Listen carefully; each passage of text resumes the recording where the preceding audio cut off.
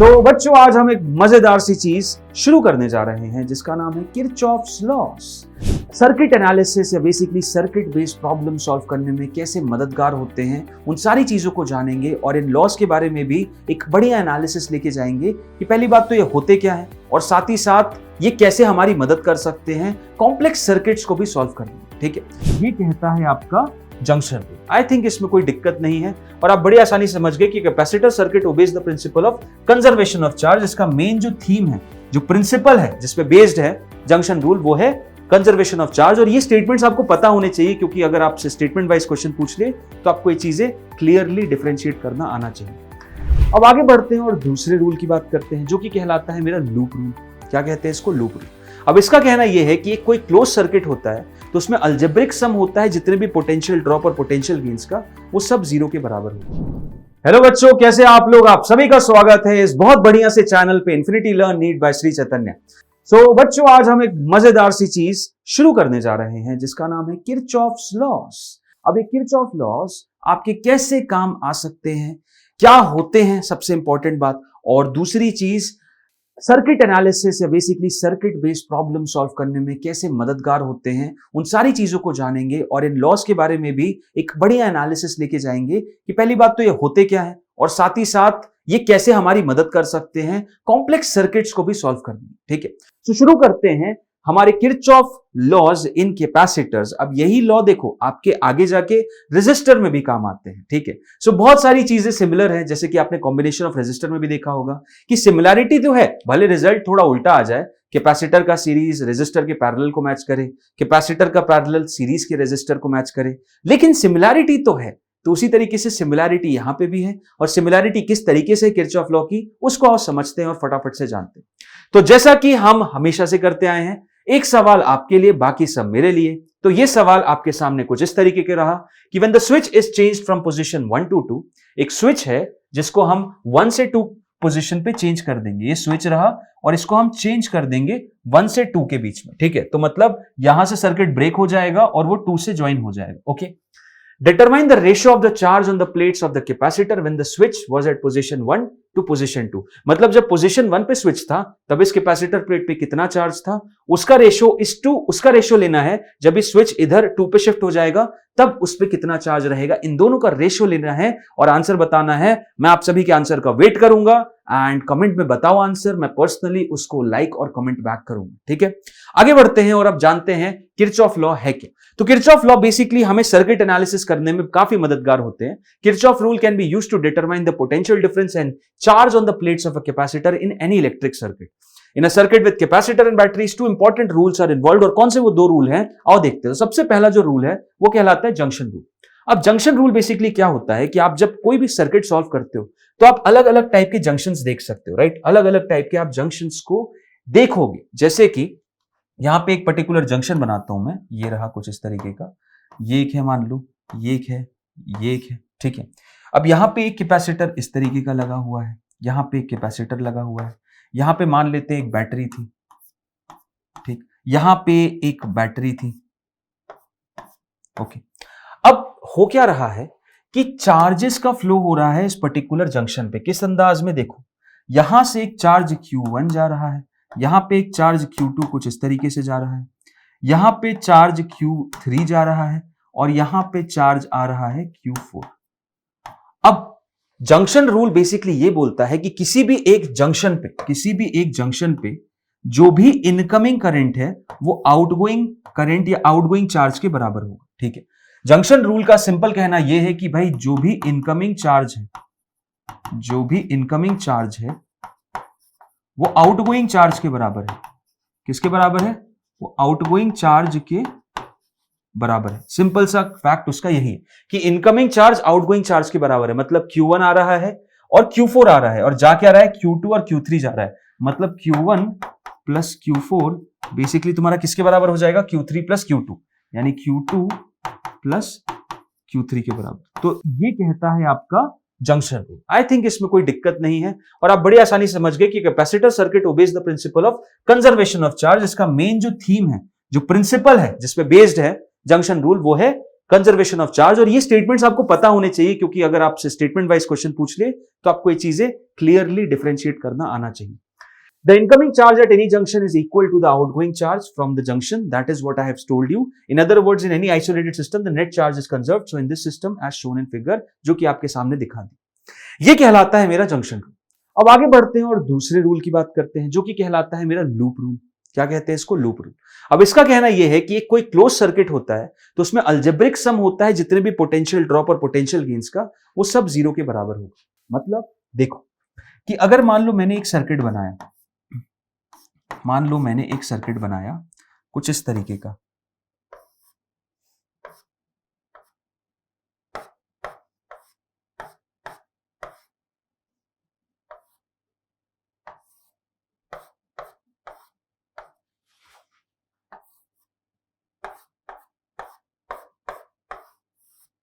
ठीक है। अब एक काम करते हैं, ये मान लेते हैं कि भाई चार्जेस क्या क्या रन कर रहे हैं, इसकी वैल्यू C1 मानते हैं, इसकी वैल्यू C2 मानते हैं, इसकी वैल्यू C3 मान लेते हैं, इसकी वैल्यू C4 मान लेते हैं, ठीक है। इसकी वैल्यू V1 मान लेता हूं, इसकी वैल्यू V2 मान लेता हूं, और यहां पे एक और चीज दी हुई है, इसे V3 मान लेता हूं, ठीक है। अब चार्जेस बोलते हैं, देखो चार्ज मान लेते हैं कि इधर जो रन कर रहा है वो कितना है? Q1। तो अब इधर Q1 रन कर रहा है तो इधर भी Q1 ही होगा, इसमें भी सर Q1 ही होगा, कहीं यहां पे तो जाने का रास्ता है नहीं, तो इसमें थ्रू आउट Q1 आ गया। जंक्शन यहां पे आया तो उसके बाद मान लेते हैं यहां पे Q2 रन कर रहा है, और उसके बाद यहां कितना जाएगा? यहां मान लेते Q2 रन कर रहा है, और इधर कितना जा रहा है? Q3। और ये चीज बहुत क्लियर है, ये जंक्शन रूल के तहत ही मैं बोल सकता हूं कि अगर यहां से इस जंक्शन पे Q1 आ रहा था, जिससे Q2 और Q3 निकले, तो भाई Q1 की वैल्यू Q2 प्लस Q3 के तो बराबर होगी, ठीक है। हालांकि हम इस पे अभी नहीं जा रहे, हम समझना चाह रहे हैं लूप रूल को। Q2 इसके थ्रू जा रहा है, ये Q2 रहा, और यहां पे Q3 आया, यहां पे Q2 आया इधर इस डायरेक्शन में, और यहां से वापस क्या निकल गया भाई? Q1 निकल गया। सिंपल सी चीज। अब लूप रूल का कहना यह है कि अगर आप एक कोई क्लोज्ड लूप पकड़ लेते हो, तो क्लोज्ड लूप कौन सी पकड़ना चाहोगे? उसके लिए मैं थोड़े नामकरण करना चाहता हूं। A, इस पॉइंट को बोल देते हैं B, इस पॉइंट को बोलते हैं C, इसको बोलते हैं D, इसको बोलते हैं E, इसको बोलते हैं F। अब अगर मैं यहां पे आपको 3 लूप्स मेरी बन रही हैं, कौन कौन सी 3 लूप्स? आओ बताता हूं कौन कौन सी 3 लूप्स बन रही हैं। लूप्स जो मेरी बन रही है वो 3 बन रही है। कौन कौन सी? सबसे पहली जो लूप बन रही है A, B, C, D, E, F, A। A, B, C, D, E, F, A। देखो बनी कि नहीं बनी? यहां से चालू हुआ, इधर पे गया, और इधर वापस पूरा आ गया। दूसरी लूप जो मेरी बन रही है वो कौन सी बन रही है? वो बन रही है A, B, E, F, A। A, B, E, F, A। मतलब शुरुआत जहां पे हुई खत्म भी वहीं पे होगी, इसलिए मैंने यहां पे A से शुरू किया। उसके अलावा जो एक लूप बन रही है वो ये भी बन रही है, देखो B, C, D, E, B। एक और लूप बन रही है B, C, D, E और B। ये 3 लूप्स बन रही हैं यहां पे। अब किरचॉफ लूप रूल का कहना यह है कि भाई पूरे लूप में, अगर पूरी एक क्लोज लूप की बात करो, तो जो नेट पोटेंशियल डिफरेंस होता है वो हमेशा 0 के बराबर होता है। जो नेट पोटेंशियल डिफरेंस रहेगा वो हमेशा 0 के बराबर रहेगा। अब इसका क्या अर्थ है? तो आओ इसका अर्थ समझते हैं। तो भाई देखो यहां पे ये Q1 चार्ज जा रहा था, तुम कोई भी लूप पकड़ो, मैं एक काम करता हूं, एक छोटी वाली पकड़ता हूं, A, B, E और F वाली। कौन सी? A, B, E और F वाली, ठीक है। मैं कौन सी लूप पकड़ रहा हूं? Loop A, B, E, F और A। इस लूप को पकड़ रहा हूं। अब इस लूप को पकड़ूंगा और इसमें किरचॉफ लूप रूल लगाऊंगा। अब देखना, जब मैं इधर जा रहा हूं तो ये चार्ज इधर जा रहा है, मैं इस तरीके से चल रहा हूं, ठीक है। तुम चाहो तो ऐसे भी चल सकते हो, तुम A, F, E, B, A भी चल सकते हो, कोई दिक्कत नहीं। तुम ऐसे जा रहे हो। अब अगर तुम ऐसे जा रहे हो तो जरा ध्यान दो, ये चार्ज इस तरीके से जा रहा है, यहां पे पॉजिटिव चार्ज जमा हो जाएगा, यहां पे नेगेटिव चार्ज जमा होगा। बताओ जरा, ये पॉजिटिव है, ये नेगेटिव, तो तुम जब चल रहे हो उसके अक्रॉस तो तुम पॉजिटिव टू नेगेटिव जा रहे हो, मतलब पोटेंशियल ड्रॉप फेस कर रहे हो। मानते हो कि नहीं? और इसके अक्रॉस जो पोटेंशियल ड्रॉप हो जाएगा वो कितना हो जाएगा? सर इसके अक्रॉस जो पोटेंशियल ड्रॉप होगा वो हो जाएगा Q1 अपॉन C1। और क्योंकि पोटेंशियल ड्रॉप है तो एक नेगेटिव साइन लगाऊंगा, हाँ या ना, है कि नहीं? सही बात है ना यार, बिल्कुल। तुम यहां से जब चल रहे हो, ये चार्ज भी ऐसे ही चल रहा था, चार्ज यहाँ पे पॉजिटिव जमा हुआ या नेगेटिव जमा हुआ, भाई तो पॉजिटिव से नेगेटिव गए, तो पॉजिटिव से नेगेटिव जाने तो पोटेंशियल घटता है ना, ड्रॉप हो रहा है, इसलिए नेगेटिव ले लिया, नेगेटिव Q1/C1, कोई दिक्कत नहीं, ठीक है सर। यहां बढ़े, यहां बढ़े, यहां बढ़े, अब यहां देखा तो यहां पे भी देख रहा हूं सर, ये सर पॉजिटिव प्लेट ये रही, पॉजिटिव बैटरी है, और ये नेगेटिव सर, यहां पे भी पोटेंशियल ड्रॉप है, यहां पे भी पोटेंशियल ड्रॉप है, तो कोई दिक्कत नहीं, यहां पे भी ले लो -V1, फिर ले लिया तुमने -V1, चलो बढ़िया। फिर सर यहां से यहां जा रहा हूं, सर देखो फिर पोटेंशियल ड्रॉप मिल गया यार, फिर पोटेंशियल ड्रॉप मिल गया, Q3 इधर जा रहा है, भाई Q3 इधर जा रहा है, तो ये पॉजिटिव ये नेगेटिव, फिर से पोटेंशियल ड्रॉप मिला, यहां पे फिर नेगेटिव करूंगा, तो नेगेटिव ऑफ Q3/C2, ठीक है सर, ओके, बढ़िया बढ़िया, नेगेटिव ऑफ Q3/C2। फिर उसके बाद और क्या सर, आगे बढ़ो आगे बढ़ो आगे बढ़ो, फिर यहां पहुंचा सर, यहां पहुंचा, यहां पहुंचा, यहां पहुंचा, यहां देखा सर Q1 इधर जा रहा है, ये पॉजिटिव ये नेगेटिव, फिर पोटेंशियल ड्रॉप, तो फिर एक नेगेटिव साइन, ये आ जाएगा Q1/C4 के बराबर, ओके। फिर यहां गया सर, यहां पे नेगेटिव मिला, ये पॉजिटिव, यहां तो सर पोटेंशियल गेन हो रहा है, नेगेटिव से पॉजिटिव जा रहा हूं, तो यहां पे +V2 आएगा, और सर यहां गया फिर F, और सर वापस आ गया, ये 0 के बराबर होगा। समझ में आया किसी को? ये होता है लूप रूल, ये होता है लूप रूल, किस तरीके से तुम्हें पोटेंशियल ड्रॉप्स और पोटेंशियल गेन को एक लूप में चेक करना, और फाइनल आंसर 0 के बराबर हो जाएगा, फाइनल आंसर 0 के बराबर हो जाएगा। ये कायदे में तो जो तुम देख रहे हो, ये वो होता है कि भाई VA-VA, final position minus initial position का पोटेंशियल, जो कि बेसिकली क्या हो जाएगा, VA-VA हो जाएगा, और जो कि कितना आएगा, 0 ही आएगा, समझ रहे हो? तो इसीलिए ये पूरा जो है आपके सामने जो दिया एनालिसिस मैंने, ये लूप रूल का दिया, और इस तरीके से आप समझ सकते हो, ठीक है। आओ सवाल करें, सवाल करेंगे तो ज्यादा मजा आएगा। आओ सवाल करते, बढ़िया सा एक सवाल, बहुत अच्छा सवाल है, इस सवाल से आपको बहुत अच्छे अच्छे कॉन्सेप्ट्स और दिमाग की अंडरस्टैंडिंग मिलेगी। अब देखो क्या दिया हुआ है सवाल में, इस पॉइंट का पहले तो नाम लेते हैं A, इस पॉइंट का भी नाम लेते हैं B, इस पॉइंट का भी नाम ले लेते हैं C, ओके गुड सर। अब VA का पोटेंशियल दे दिया इन्होंने 6 वोल्ट, VA दे दिया इन्होंने 6 वोल्ट पे, VB दे दिया उन्होंने, VB दे दिया 2 वोल्ट पे, और VC भी दे दिया, VC कितने पे, VC है 3 वोल्ट पे। क्या बात है, तो ये 3 वैल्यूज उन्होंने दे दी है, ओके। अब क्या पूछ रहे हैं, बताओ पोटेंशियल O पे कितना है, पोटेंशियल एट O कितना है, ये पूछ रहे हैं। ठीक है, बताते डन बताते हैं। अब देखो जरा, यहां पर अगर आप देखोगे तो जो A है वो हाई पोटेंशियल पे, तो यार एक नॉर्मल दिमाग में भी कन्वेंशन आता है, सर जो करंट होगा high potential to low potential, मतलब चार्ज भी बेसिकली यहां से ऐसे जा रहा होगा इस डायरेक्शन में। एक Q1 चार्ज मान लेता हूं, ये Q1 Q मान लेता हूं, सिंपल Q चार्ज मान लेता हूं कि Q ऐसे जा रहा था, ओके सर ठीक है, मान लेते हो तो मान लेते हैं, Q चार्ज ऐसे जा रहा था।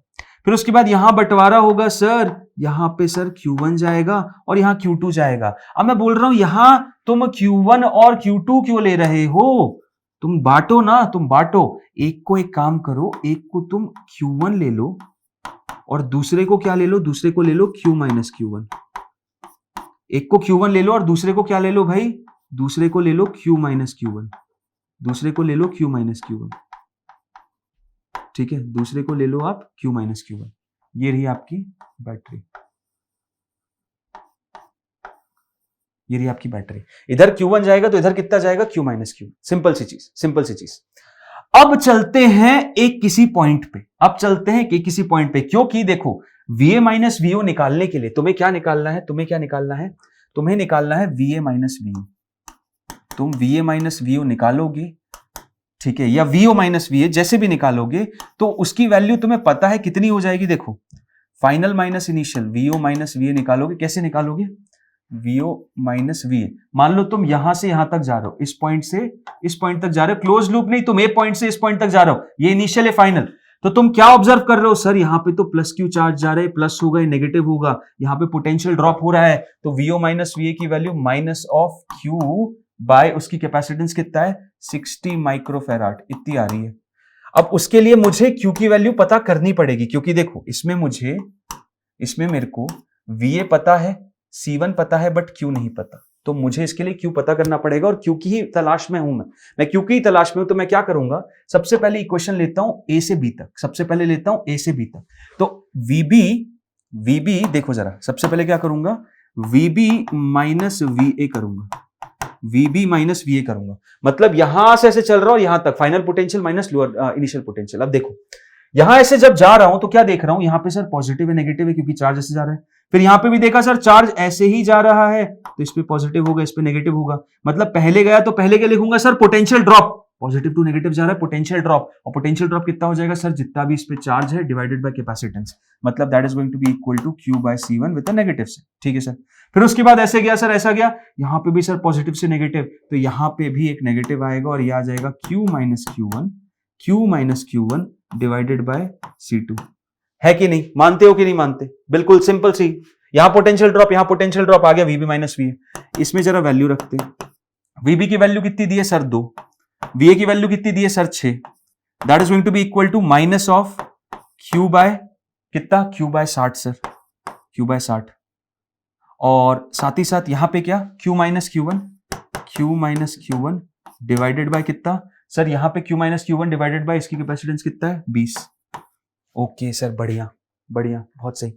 अब यहां पे 3 इधर और 3 इधर मल्टीप्लाई करते हैं, ये देख सकते हो 60 हो जाएगा, यहां पे आप देखोगे 3Q अंदर जाएगा, so minus Q minus 3Q, ये बेसिकली आपका कितना हो जाएगा, माइनस ऑफ 4Q हो जाएगा, और ये नेगेटिव इसको पॉजिटिव कर देगा तो ये हो जाएगा plus 3Q1 minus 4Q plus 3Q1, ये 60 इधर चला जाएगा, यहां पे कितना बचा, यहां पे बचा -4 गुणे 7 कितना होता है, -240, समझ में आया, देखो सिंपल सी चीज, यहां पे डिनोमिनेटर सेम कर दिए, ये 60 आ गया, 60 इस -4 से जाएगा तो -240 हो जाएगा, यहां पे 3 अंदर जाएगा और ये इसको -3Q कर देगा, -3Q इस -Q से जुड़ेगा -4Q हो जाएगा, ये नेगेटिव इधर जाएगा तो ये +3Q1 आ जाएगा, और ये 60 इधर मल्टीप्लाई हो जाएगा तो -240 आ जाएगा, यहां पे एक नेगेटिव हटा दो तो फाइनल आंसर तुम यहां पे क्या लिख सकते हो, चाहो तो ऐसे ही छोड़ दो, इसको ऐसे ही छोड़ देते हैं क्योंकि हमें एक और इक्वेशन चाहिए पड़ेगी, क्योंकि हमारे पास Q और Q1 दोनों है, हमारे पास Q और Q1 दोनों है।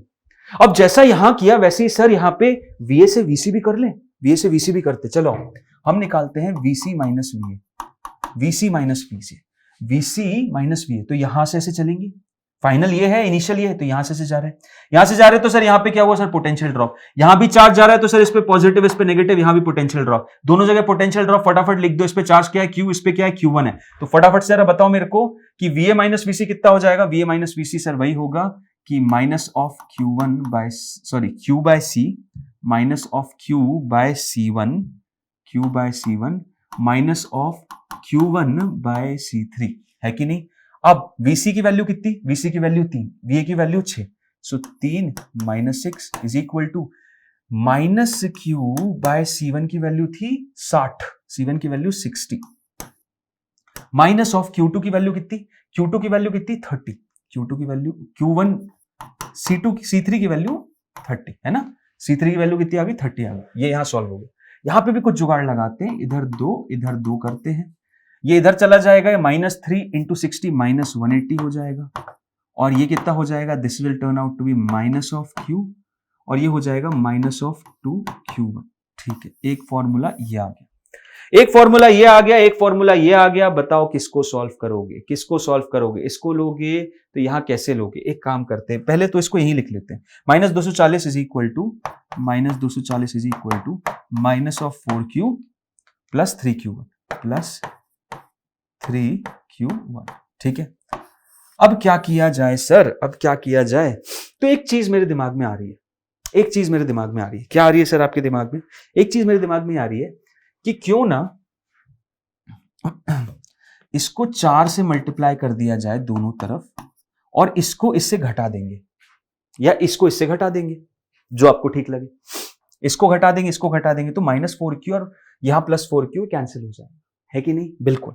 तो अब देखो क्या करना है, ये बेसिकली इक्वेशन क्या हो जाएगी, ये इक्वेशन हो जाएगी -720 इज इक्वल टू, ये हो जाएगा -4Q -8Q1। अब क्या करते हैं, इसको नेगेटिव कर देते हैं, इसको भी प्लस और जोड़ दो, तो यहां आप देखोगे 4Q से कैंसिल, 8Q प्लस 3Q1 हो जाएगा आपका 11Q1, और यहां पे 720 में से 240 जाएगा, जब 720 में से 240 जाएगा कितना बचेगा 520, और 520 में से 40 और घटा दो, ये हो जाएगा आपका 480, this is turning out to be 480। So Q1 की वैल्यू तो आ गई यार, Q1 की वैल्यू तो आ गई। Q1 की वैल्यू कितनी आ रही है? Q1 की वैल्यू आ रही है 480/11। ये Q1 आ गया, दिस इज Q1। अब Q1 आ गया तो Q2 कितना आ जाएगा? Q1 आ गया तो Q2 भी निकाल सकते हैं। कैसे निकालोगे सर? इधर रख देते हैं, इधर रख देते हैं, आंसर आ जाएगा। और थोड़ा सा यार यहाँ पे 11 के टर्म्स में आंसर थोड़ा सा गड़बड़ सा आया है, एक बार देख लेते हैं, वापस से चेक करते हैं। VA minus VB minus VA किया, फाइनल माइनस इनिशियल, तो यहाँ 2 - 6 हो गया। That is going to be Q/60 and plus Q/60। Potential drop वहां पे भी, पोटेंशियल ड्रॉप यहाँ पे भी, बिल्कुल। और इसकी वैल्यू कितनी आ रही? Q - Q1 डिवाइडेड बाय 20, बिल्कुल 3 किया। ये -3Q हो गया, -4Q हो जाएगा। ये हो जाएगा आपका +3Q1, बिल्कुल सही बात। और +3Q1 - 4Q1 is equal to 16 × 4 240, बिल्कुल सही। और अगर मैं यहां आ जाऊं इधर, बिल्कुल यहाँ पे देखो तो VC - VA is equal to Q/C1 - Q1/C3, Q/60 - Q1/30, 60 कर दिया, -2Q1, ये बेसिकली -2Q1 हो गया, एकदम सही बात। और इसको मैंने इंटू 4 कर दिया, तो 18 4 × 720, ये आ गया है आंसर। 60 × 3 - 3, बिल्कुल 48 480/11, 480/11 ही मेरा Q1 आ रहा है। अब Q1 ही आ गया तो कहीं किसी इक्वेशन में डालते हैं, काम करते हैं, इसमें डालते हैं, तो -180 is equal to -Q minus of 2 × 480/11, ठीक है। तो Q की वैल्यू कितनी आ रही है? देखो नेगेटिव नेगेटिव नेगेटिव तो हर जगह से कैंसिल हो जाएगा, और फाइनली Q की जो वैल्यू आ जाएगी कितनी आ जाएगी? 180 × 11 -2 × 480 डिवाइडेड बाय 11, ठीक है। अब यहां से कुछ कॉमन ले लेते हैं, तो 60 तो देखो कॉमन हो रहा है, 60 तो कॉमन हो जा रहा है। 60 यहां पे आपका छोड़ देगा कितना? 10 आ गया। 80 8 छोड़ देगा, और यहां पे 60 छोड़ देगा 3, ठीक। सो यहां पे कितना आ जाएगा? ये 60 कॉमन ले लिया मैंने, यहां पे आ जाएगा आपका 3 × 11 जो कि हो जाएगा 33, माइनस यहां पे आपका कितना छूट जाएगा? 8 × 2 हो जाएगा 16 डिवाइडेड बाय 11। फाइनल आंसर 33 में से 16 जाएगा, 17 बचेगा। 60 × 17 डिवाइडेड बाय 11। थोड़ी सी खतरनाक सी वैल्यूज आ रही हैं, क्वेश्चन का फ्रेमिंग उतना अच्छा नहीं होगा, इसीलिए वैल्यूज थोड़ी भयानक सी आ रही हैं, बट ठीक है, कोई नहीं, सॉल्व कर रहे हैं। सो Q की वैल्यू आ गई। अब Q की वैल्यू आ गई तो आप फटाफट से VO - VA लिख सकते हो, VO - VA लिख सकते हो। VO - VA की वैल्यू कितनी हो जाएगी? आओ सॉल्व करते हैं। VO - VA, VO - VA जो हो जाएगा that will be equal to -Q/C1 -Q/C1, और VO की वैल्यू पता करनी है। VA की वैल्यू कितनी गिवन है? VA की वैल्यू 6 गिवन है, राइट। सो ये हो जाएगा 6 is equal to -Q, Q कितना दिया हुआ है? ये रहा, नेगेटिव ऑफ 60 × 17 डिवाइडेड बाय 11, और डिवाइडेड बाय C1 भी करना है, डिवाइडेड बाय C1 भी करना है। C1 की वैल्यू कितनी है? 60, ये रही 60। तो देखो 60 से 60 तो कैंसिल हो गया, यहां से एक चीज तो अच्छी हो गई, और ये V0 जो होगा ये 6 + 6 इधर जाएगा, और 6 से माइनस हो गए, 6 से ये चीज घटेगी, है ना, 6 से ये चीज घटेगी। कितनी घट रही है? 6 - 17/11। तो एक और चीज करते हैं इसमें, इंटू 11 डिवीजन में और इंटू 11 न्यूमरेटर डिनोमिनेटर में।